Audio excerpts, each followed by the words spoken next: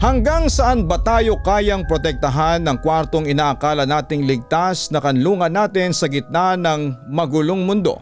Kapag sinasara natin ang pintuan ng ating kwarto, kapag ibinababa natin ang trangka ng bintana at kapag pinapatay na natin ang ilaw para matulog, ang buong akala natin ay naiiwan na natin sa labas ang lahat ng panganib. Akala natin ang 4 na sulok na pinaghirapan nating rentahan o bilhin ay sapat na para maging bakod laban sa anumang masamang balak ng kung sino man.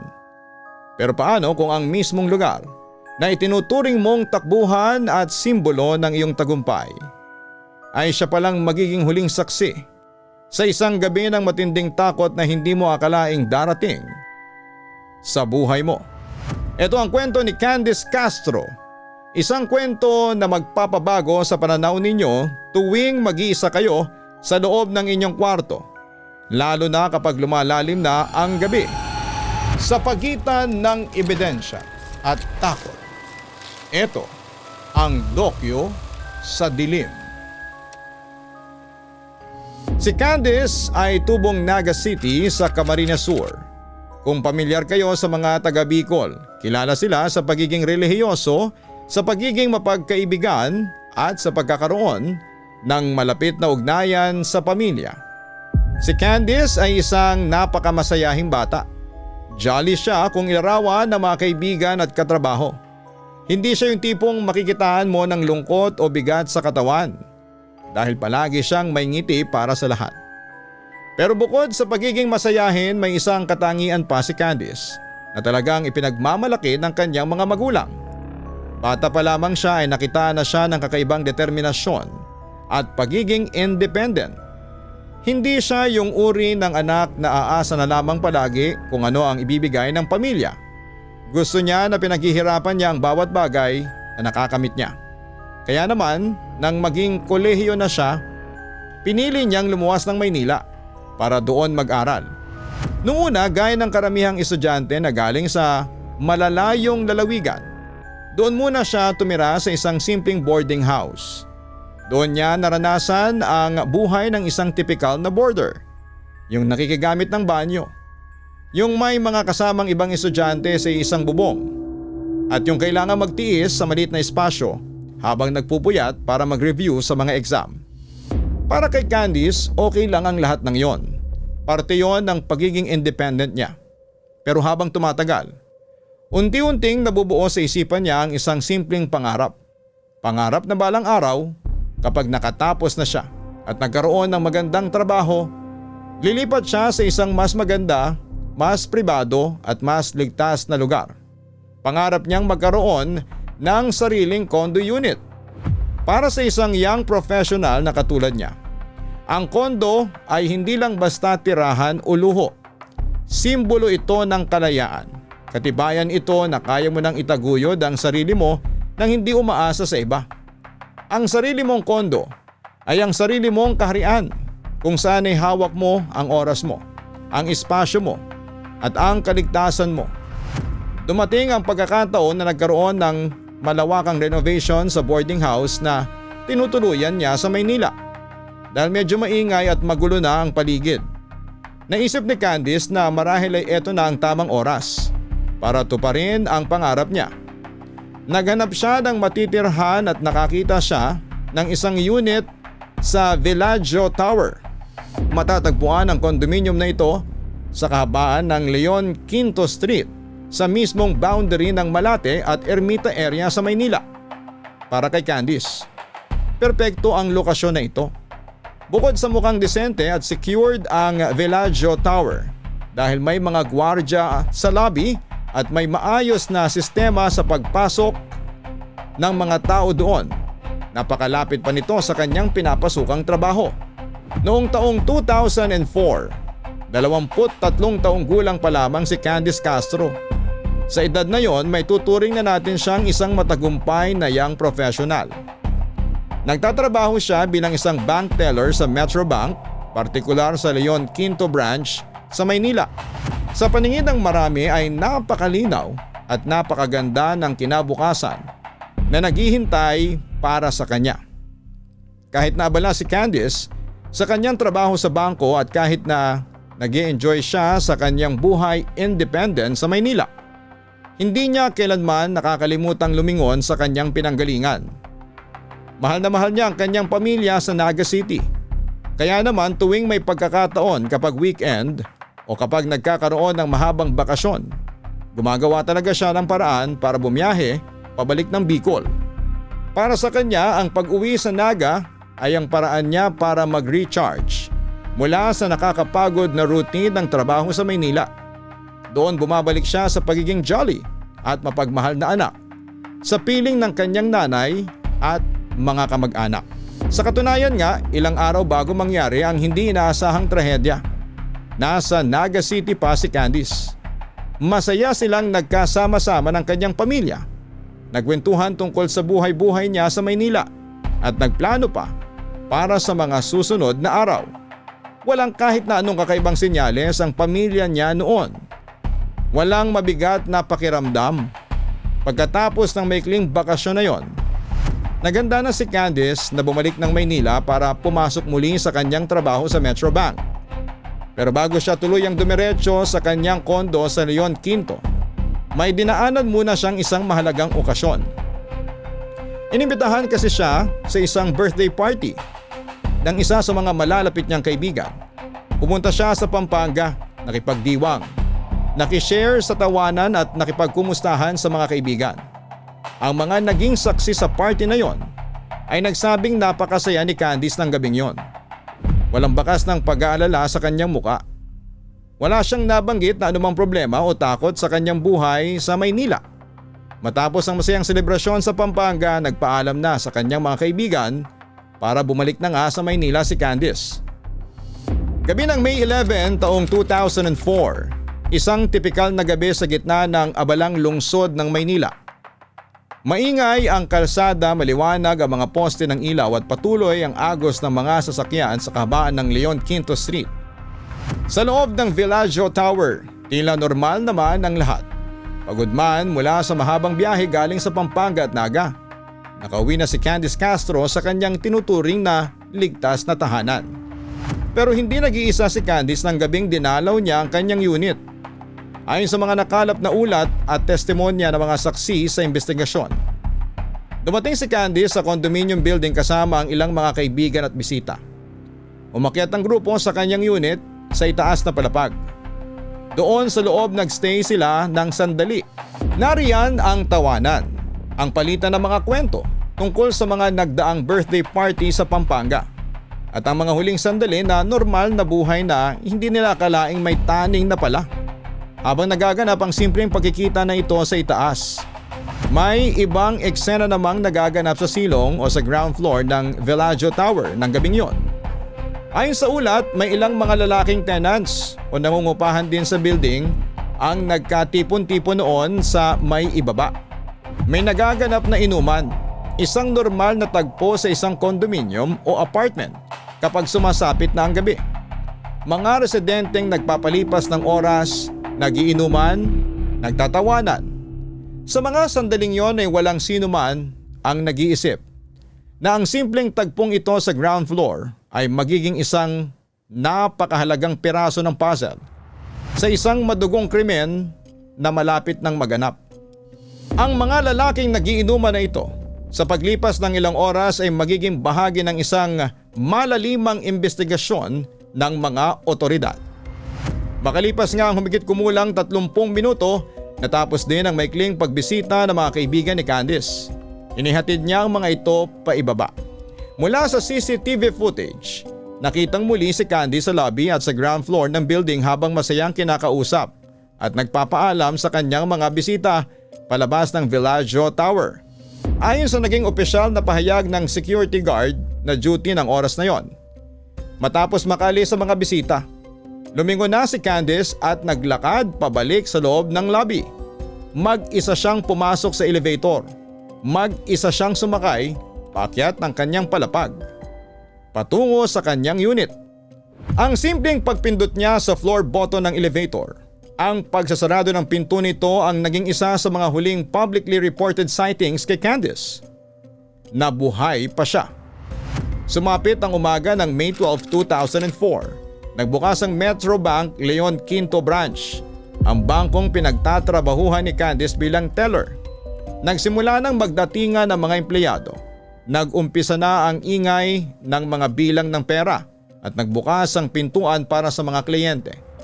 Pero may isang bagay na agad na nakatawag ng pansin ng lahat ng naroroon. Ang counter ni Candice, bakante. Walang tao. Bandang alas 9 ng umaga, hindi na nakatiis ang kanyang mga katrabaho. Sinubukan na nila siyang tawagan sa kanyang telepono. Unang ring, walang sumasagot. Pangalawang subok, puro lamang itutunog ng ring. Ngunit walang boses ni Candice na sumasagot mula sa kabilang linya. Dito na lalong lumala ang pag-aalala ng mga empleyado ng bangko. Alam kasi ng lahat na napakalapit lang ng Villaggio Tower sa kanilang workplace. Isang maikling lakad lang ang layo ng kondo niya mula sa bangko. Kung late lang siya dahil napasarap ang tulog, dapat ay nagising na siya sa dami ng tawag o kaya naman ay madali lang siyang mapupuntahan. Ang hindi pagsagot sa telepono habang lumilipas ang oras ng trabaho ay isang malaking senyales na may hindi magandang nangyari. Dahil sa matinding kutob na may masamang naganap at dahil wala talagang anumang sagot sa mga tawag ay nagpa siya ang ilang mga katrabaho ni Candice na mismong pumunta na sa Villaggio Tower para i-check ang kanyang kalagayan. Kumatok sila. Walang sumasagot. Nilakasan nila ang katok. Tinawag ang kanyang pangalan ng paulit-ulit ngunit walang kahit na anong kaluskos o tugon na nanggagaling sa loob ng silid. Ang tanging naririnig lamang nila ay ang sarili nilang mabibigat na paghinga at ang lumalalang kaba sa kanilang mga dibdib. Sa puntong ito, alam na ng mga katrabaho niya na kailangan ng kumilos. Nakipag-ugnayan sila sa management ng building o sa mga otoridad na may hawak ng duplicate ng susi ng unit. Ayon sa mga opisyal na ulat, ginamit ang duplicate key na ito para sa pilitang mabuksan ang pintuan ng unit ni Candice.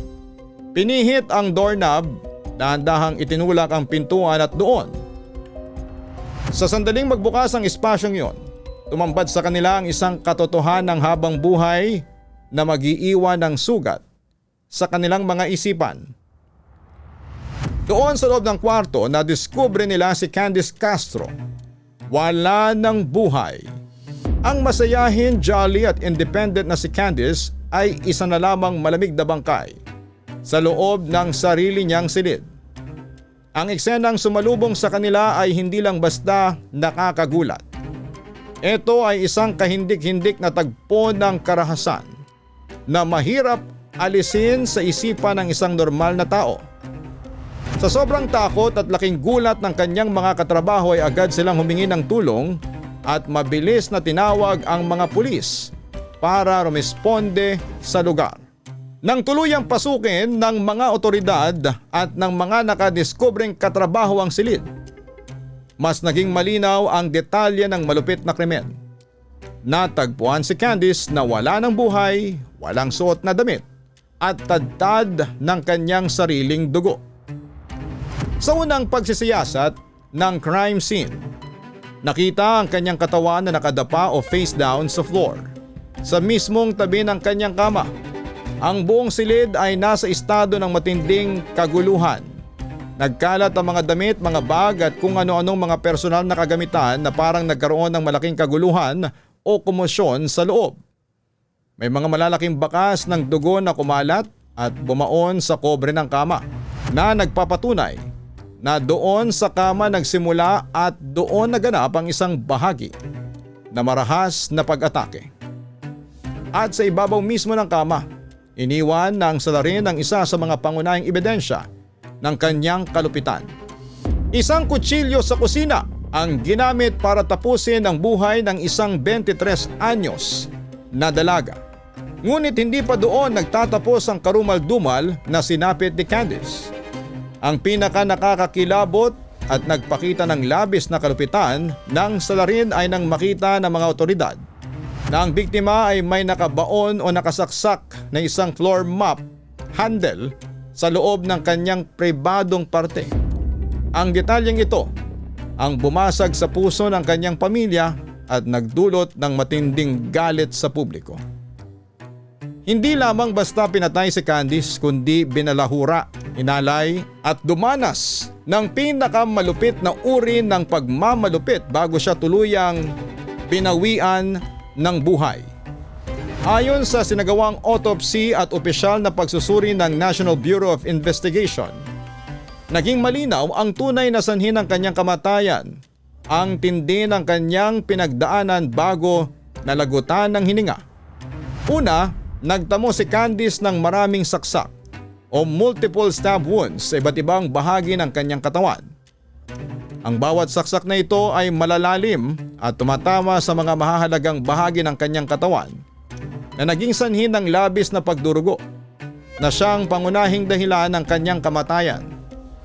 Bukod sa mga saksak na ito ay nakita rin sa pagsusuri ng NBI na ang kanyang buong katawan ay tadtad na mga pasa o hematomas, pati na rin ang mga balat nito na tinatawag na lacerations. Ang mga pasa at gupit na ito na nakakalat sa kanyang muka, braso at katawan ay isang malinaw na patunay na hindi basta sumuko si Candice. Lumaban siya. Dumanas siya ng matinding pambubugbog at matinding pisikal na pagmamalupit habang sinasagawa ang krimen. Bago pa man isaksak ang kutsilyo at ang hawakan ng mop, binuhat, sinuntok at sinaktan muna siya ng husto ng salarin. Matapos ang madugong pagkakadiskubre kay Candice sa loob ng kanyang condo unit, agad na pumasok ang mga tauhan ng WPD SOCO, ang Western Police District Scene of the Crime Operatives. Ang crime scene team na ito ay may pinakamahalagang tungkulin sa mga unang oras ng investigasyon. Ang i-secure at i-document ang buong unit.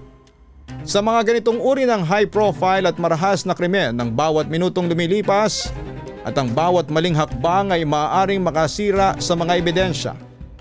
Hindi pwedeng basta-basta galawin ang hawakan o ilipat ang anumang bagay sa loob ng silid dahil kailangan na ma-preserve ang bawat posibleng ebidensya na iniwan ng mamamatay tao. Sinaliksik ng SOCO ang bawat sulok. Tinignan nila ang overall condition ng unit para makita kung may mga palatandaan ba ng puwersahang pagpasok o forced entry. Sinuri ang mga pintuan, ang mga bintana at ang mga posibleng entry at exit points ng salarin upang malaman kung ang pumatay ba ay may susi, kung pinagbuksan ba siya ni Candice o kung dumaan siya sa isang tagong lagusan ng building. Nagsimula silang maghanap ng mga fingerprints sa mga doorknobs, sa hawakan ng kutsilyo, sa floor mop handle at sa mga dingding. Naghanap din sila ng mga trace evidence tulad ng hibla ng buhok, hibla ng damit o anumang bagay na hindi pag-aari ni Candice. Maingat nilang kinalap ang mga blood and biological traces upang isailalim sa DNA testing. Pati na rin ang lahat ng mga objects na pwedeng may evidentiary value tulad na lamang ng naiwang kutsilyo na may asul na hawakan. Sa pamamagitan ng mga ito, nagsimula ang tinatawag na forensic reconstruction, ang siyentipikong pagbuong muli ng kwento kung ano nga ba ang posibleng nangyari ng gabing yon. Paanong nagumpisa ang pag-atake at saan dumaan ng tao o mga taong gumawa ng karahasang ito. Isa sa mga pinakamahalaga at madalas mabanggit ng proseso sa mga ulat ng investigasyon sa kaso ni Candice ay ang paggamit ng luminol testing bilang bahagi ng evidence gathering. Ang luminol ay isang espesyal na kemikal na kapag inispray sa isang madilim na silid ay nagliliwanag ng kulay asul kapag tumama ito sa kahit na pinakamaliit o natuyong bakas ng dugo. Ginamit ito para makita ang mga latent blood traces, yung mga bakas ng dugo na maaaring sinubukang linisin, pinunasan ng salarin o kaya naman ay hindi agad nakikita ng normal na mata ng tao dahil bumaon sa sahig o sa dingding. Ayon sa mga lumabas na ulat, ginamit ng mga investigador ang luminol testing na ito sa loob ng unit at sa mga karatig na lugar ng Villaggio Tower. At sa pamamagitan nito, nakakita sila ng mga posibleng bakas ng dugo at footprints patterns o mga bakas ng paa na nagliliwanag sa dilim. Ang mga bakas na ito ang tumulong sa kanila upang i-map o iguhit ang naging galaw at direksyon ng salarin matapos niyang patayin si Candice. Saan nga ba siya naglakad? Saan niya pinunasan ang kanyang mga kamay? Kasama rin sa forensic side ng kaso ang masusing pagkolekta ng mga fingerprints at iba pang mga physical traces hindi lang sa loob ng condo unit ni Candice, kundi maging sa mga related areas sa loob ng Villaggio Tower tulad ng elevator, hagdanan at pasilyo. Sinuri ng mga eksperto kung may mga prints ba na natagpuan sa kwarto na hindi dapat nandoon. Mga marka ng kamay na hindi kay Candice at hindi sa kanyang mga kaibigang bumisita ng gabing yon. Tinignan kung may correlation ba ang mga fingerprints na ito sa mga lumulutang na persons of interest o mga taong pinaghihinalaan sa kaso. Sinuri din kung may mga signs of movement o handling ng mga objects, mga bakas na nagpapakita kung anong mga gamit sa loob ng kwarto ang hinawakan. Binuksan o naging bahagi ng pakikipagbuno ni Candice sa kanyang huling mga sandali. Nagsimula na rin ang mga pulis sa pagkatanong sa mga security guards na naka-duty ng gabi ng May 11 hanggang madaling araw ng May 12. Kinuhanan din ng pahayag ang iba pang mga building staff, ng mga janitor o maintenance workers, pati na rin ang mga residente at tenants na naninirahan sa parehong palapag o sa buong Villaggio Tower. Lalong naging mahalaga ang pahayag ng mga taong huling nakakita kay Candice na buhay. Ang kanyang mga kaibigang hinatid niya sa lobby habang pinagsasama-sama ang forensic leads.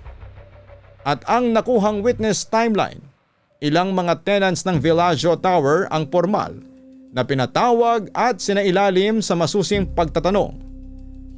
Ang inuman sa ground floor ng gabing dinalaw si Candice, ang mga bakas ng paa na nakita sa pamamagitan ng luminol at ang katahimikan ng gabi sa Leon Quinto ay unti-unti nang naglalabas ng mga sekretong pilit na ibinabaon sa dilim. Sa pag-usad ng malalimang investigasyon ng mga otoridad, unti-unting nabawasan ang ingay sa labas ng Villaggio Tower at napalitan ito ng mga seryosong bulungan sa loob ng mga silid ng pulisya. Mula sa dose-dosenang mga taong tinanong, pinabalikan ng logbook at sinailalim sa pagsusuri. 2 pangunahing pangalan ang lumabas at naging sentro ng usap-usapan. Sina Philip Marcelo at Bienvenido Reyes o kilala sa pangalang Bebs. Ang naging teorya ng mga pulis at ang nilalaman ng mga affidavit at nagtuturo kay Marcelo bilang direktang suspect. Siya ang itinuturing na may physical evidence link sa unit ni Candice at siya ang unang itinuro ng mga investigators na may pinakadirektang pakikilahok sa naganap na karahasan. Maraming nakitang ebidensya laban sa kanya. Una, may mga fingerprints o marka ng kanyang mga daliri na nakuha sa loob mismo ng condo unit ni Candice. Isang lugar na wala namang dahilan para pasukin niya sa normal na pagkakataon. Pangalawa, ang sinagawang luminol at iba pang kaugnay na trace testing sa dugo na nagpapakita ng mga bakas na nag-uugnay sa kanyang naging pagkilos at paggalaw sa loob ng gusali matapos ang oras ng krimen. At ang isa pang pisikal na ebidensya na naging kapansin-pansin sa kanyang katawan ay ang mga reported scratch marks o mga sariwang sugat at kalmot na consistent o tugma sa teorya ng mga pulis na nagkaroon ng matinding pakikipagbuno o possible struggle si Candice bago siya nalagutan ng hininga. Sa huling bahagi ng kanyang pagkakadetine, si Marcelo mismo ang nagsabi sa otoridad na may iba pang tao na kasangkot sa krimen. At doon niya binanggit ang pangalan ng kanyang co-accused na si Reyes. Sa kabuuan ng salaysay ng prosekusyon, si Marcelo ang pinaka-physically linked na suspect dahil sa dami ng pisikal na bakas na iniwan niya sa paligid ng biktima. Sa kabilang banda ay lumutang ang pangalan ng ikalawang suspect na si Bebs Reyes na tinagurian naman sa mga ulat bilang co-accused o ang alleged mastermind. Si Reyes ay isa ring tenant ng Villaggio Tower at ayon sa mga lumalabas na ulat sa media noon, siya ay anak ng isa sa mga opisyal mula sa Bureau of Immigration. Noong una, voluntaryo siyang nagpakita sa tanggapan ng National Bureau of Investigation upang ipahayag ang kanyang mariing pagtanggi na may kinalaman siya sa krimen. Ngunit kalaunan ay isinama pa rin siya sa mga formal na kinasuhan ng batas. Ang naging alegasyon laban kay Reyes ay nag-ugat sa naging pahayag ni Marcelo at sa binuong teorya ng prosekusyon. Ayon sa unang bersyon na nanggaling sa mismong akusasyon ni Marcelo, si Reyes daw ang nagsilbing mastermind o siyang nag-utos at nagplano ng pag-atake. Sinasabing bahagi rin siya ng grupo ng mga lalaki na nagkatipon-tipon at nagiinuman sa loob ng building bago mangyari ang insidente. Ang pananaw naman ng prosecution ay nakasandig sa isang conspiracy theory angle, isang legal na prinsipyo kung saan ay tinuturing na kapag may sabwatan, ang kasalanan ng isa ay kasalanan ng lahat. Sa teoryang ito, kahit na hindi pa lubos na malinaw kung sino sa kanila ang direktang sumaksak o gumawa ng pisikal na paglapastangan, ang posibilidad ng kanilang joint participation o magkasamang paggawa ng krimen ay sapat na upang panagutin sila pareho sa ilalim ng batas. Kaya naman ng buwan ng Hulyo taong 2004, kapwa formal na hinarap nina Marcelo at Reyes ang demanda para sa rape with homicide upang simulan ang paglilitis sa korte. Lumipas sa mga taon ng pagdinig, paghaharap ng mga saksi at pagsusuri ng mga ebidensya sa loob ng courtroom noong taong 2010, naglabas ng maringal na desisyon ang Manila Regional Trial Court Branch 53. Sa naging hatol ng hukuman, si Philip Marcelo ay napatunayang guilty beyond reasonable doubt para sa krimeng rape at homicide dahil sa tindi ng karumal-dumal na siningil ng kanyang ginawa.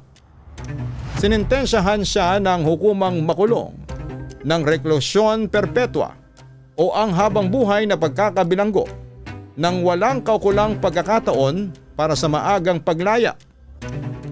Bukod sa pagkakakulong, iniutos din ng korte na magbayad siya ng kaukulang danyo sa civil damages sa naulilang pamilya ni Candice Castro bilang kabayaran sa buhay na winakasan at sa matinding krimen na dinulot niya.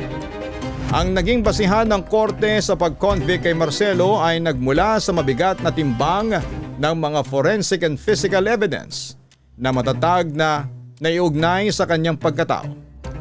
Ang mga fingerprints na tumutugma sa kanyang mga daliri sa loob ng unit at ang mga crime scene links. Ang mga testimonya ng mga nakakita sa kanya na gabing yon at ang mga pisikal na sugat o kalmot sa kanyang sariling katawan na hindi niya maipaliwanag ng maayos ay nagsama-sama upang bumuo ng isang matibay na kadena ng circumstantial at corroborated na ebidensya. Ang lahat ng ito ay sapat na sa ilalim ng batas upang maabot ang antas ng beyond reasonable doubt. Ang pinakamataas na pamantayan ng pagpapatunay upang ang isang tao ay mapatunayang nagkasala at mabulok sa likod ng rehas.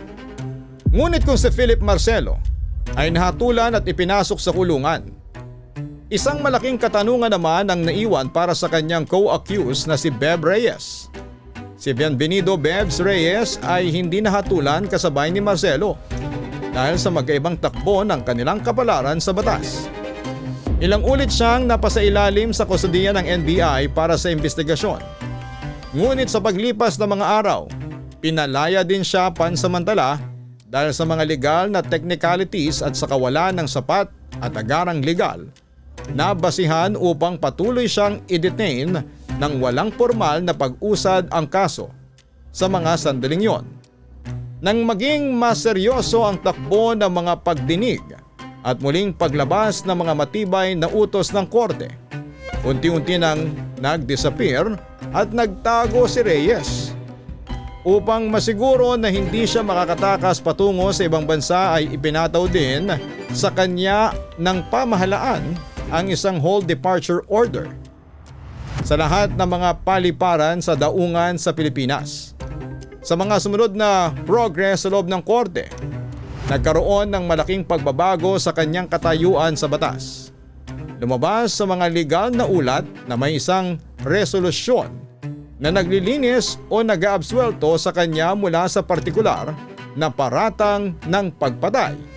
Habang si Marcelo naman ay nanatiling mas direktang nadiin at naharap sa iba pang mga hiwalay na proceedings ng hukuman. Dahil sa mga legal developments na ito, nagkaroon ng mahabang panahon ng legal uncertainty o kalituhan kung hanggang saan nga ba ang magiging pananagutan ni Reyes sa ilalim ng batas kung ikukumpara sa naging mabigat na hatol kay Marcelo. Dito nagtatapos ang kwento ng Dokyo sa Dilim para kay Candice Castro. Isang kwento na nagumpisa sa isang masayahin at independent na pangarap ng isang dalagang taga Naga City. Ngunit nagwakas sa isang madilim at malamig na silid sa Leon Quinto, Malate. Ang kaso ni Candice ay isang paalala na sa likod ng mga modernong gusali at mga nakakandadong pintuan, ang katotohanan ay palaging may paraan upang lumabas sa liwanag. Sa pagitan ng ebidensya at takot, ito ang Dokyo sa Dilim.